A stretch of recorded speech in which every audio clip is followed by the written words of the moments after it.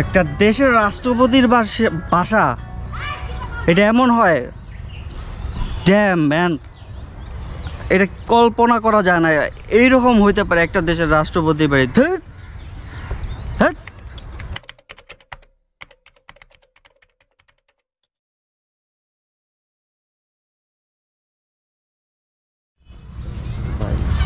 আর এটা হচ্ছে স্কুল।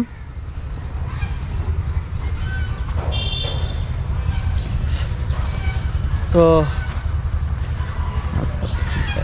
এটাই হচ্ছে আমাদের কিশোরগঞ্জের রাষ্ট্রপতি স্যার, মাননীয় রাষ্ট্রপতি আব্দুল হামিদ খান স্যারের নিজ বাসভবন আর কি, যেখানে তিনি জন্মগ্রহণ করছে। এখন কি ইভেন কি যখনই সময় পায় তখনই সে এখানে আসে এবং সেখানে সে সিম্পলিভাবে চলাফেরা করে, কোনো বিলাসিতা বা কোনো কিছু জীবনযাপন সে করে না।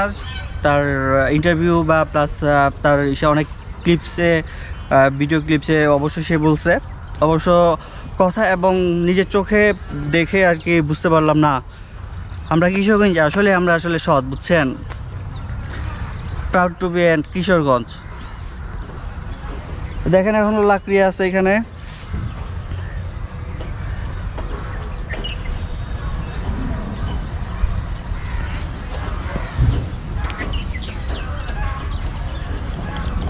এটা অফ করতো।